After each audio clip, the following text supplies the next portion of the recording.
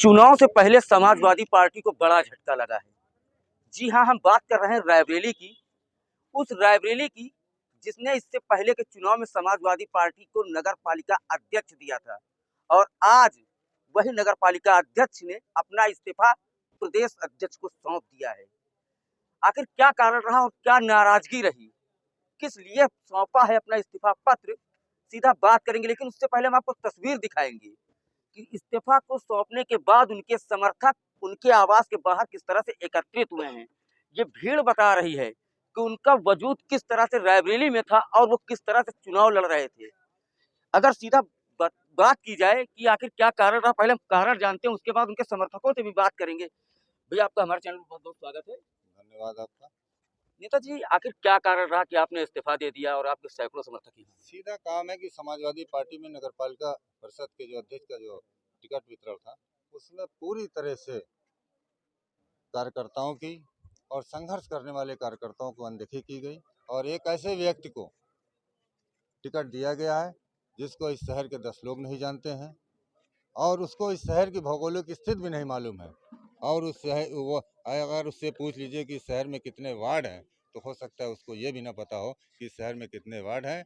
और इसलिए दिल आहत हुआ और दिल आहत हुआ तो मैंने सोचा कि ऐसे पार्टी में रह करके काम करने से बेहतर है कि ऐसी पार्टी को इस्तीफा दे दिया जाए और समाज सेवा करना है। समाज सेवा करने के लिए बहुत से रास्ते हैं, बहुत से तरीके हैं।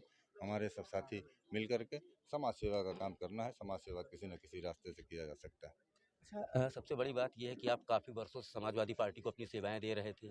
उसके बाद जब आपने इस्तीफा सौंपा और यहाँ पर सैकड़ों की भीड़ ये बता रही है कि आपका जो वजूद था रायबरेली में किस तरह से था। उसके बाद अब आपने इस्तीफा सौंपा, आपके जो संगठन के लोग हैं, जो आपके लोग हैं, वो कह रहे हैं कि अब हम जो है समाजवादी पार्टी से अपना इस्तीफा दे देंगे, ऐसा लोगों का कहना है। तो क्या लगता है समाजवादी पार्टी को कितना नुकसान होगा? ये आने वाले 13 मई को आपको इसका आकलन आप उठा करके कर लीजिएगा। चाहे 2012 का नगर पालिका के चुनाव का रिजल्ट उठा लीजिएगा, 2017 का उठा करके देख लीजिएगा और जो अभी विगत 2022 में विधानसभा का जो चुनाव हुआ है उसका रिजल्ट उठा करके देख लीजिएगा और उसके बाद खुद ही आकलन कर लीजिएगा और जनता के बीच में बता दीजिएगा कि कितना उसका नफ़ा हुआ, कितना नुकसान हुआ। आखिर जिस तरह से आपने आरोप लगा दिया कि नहीं, बाहर से प्रत्याशी जो आया है वो जेबी है, प्रत्याशी है और समाजवादी पार्टी के कार्यकर्ताओं के साथ इस तरह से जो किया गया है सही नहीं है, तो आखिर आपका कौन सा प्रत्याशी था? हमारा कोई प्रत्याशी नहीं था।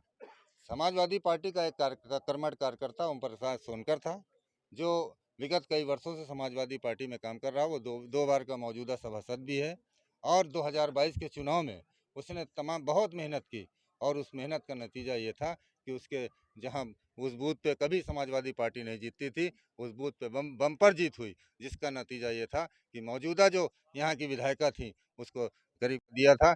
उन सब संघर्षों को न देख करके उसकी जो ऐसी तमाम जो छोटे छोटे संघर्ष थे उनको न देख करके एक ऐसे आदमी को टिकट दे दिया गया जिसको कोई रायबरेली शहर का एक व्यक्ति भी नहीं पहचानता है।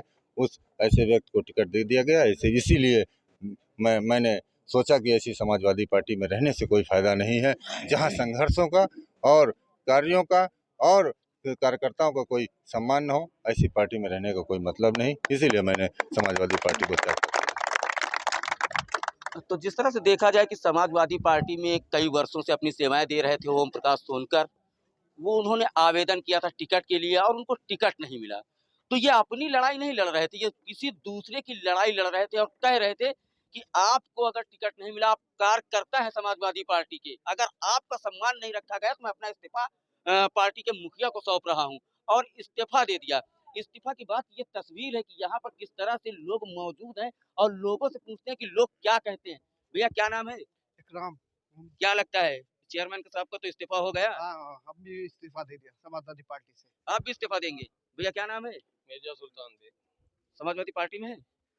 नवासी जनता दल से समाजवादी पार्टी में जी। और मुकदमे लगे, हम लोगों के ऊपर लाठीचार्ज हुई, सब हुआ। एक ऐसा नेता हम लोगों ने पैदा किया मोहम्मद इलियास को, जिसकी बदौलत आज समाजवादी का पार्टी का गिराव बढ़ा सदर विधानसभा के अंदर। अगर जरा बेईमानी ना हो गई होते तो उसको भी निकाल के दिखा देते, समझे। तो आप किसका सपोर्ट करेंगे, हम सपा से? मोहम्मद इलियास का करेंगे, जहाँ मोहम्मद इलियास वहाँ मिर्जा सुल्तान। आप कहाँ भैया? मैं फरीद अहमद। 2007 से सक्रिय सदस्य हूं समाजवादी पार्टी में और तमाम पदों पे रहा हूं। इस समय जो है सदर विधानसभा सपोर्ट किसका करेंगे? मैं मोहम्मद इलियास के समर्थन में पार्टी से इस्तीफा दे चुका हूं। अब समाजवादी पार्टी से मेरा कोई सरोकार नहीं है। जहां पे कार्यकर्ताओं की इज्जत न की जाए, उनका मान सम्मान न किया जाए, ऐसी पार्टी में रहना मेरे लिए गलत है। नाम क्या भैया? दिलदार रानी। समाजवादी पार्टी से जी, सारे फ्रंटल के अध्यक्ष रह चुका हूँ 10 साल। 10 वर्षों से हैं।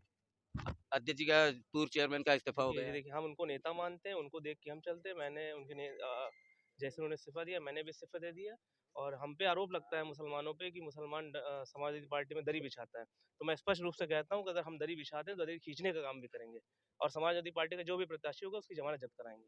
तो सुन रहे हैं कि जो उनके समर्थक हैं, मोहम्मद इलियास के जो समर्थक हैं, उनमें पूरी तरह से नाराजगी साफ तौर पर दिखाई दे रही है और वो कह रहे हैं कि अब हम समाजवादी पार्टी से हमने इस्तीफा दे दिया है और समाजवादी पार्टी का खुला विरोध करेंगे।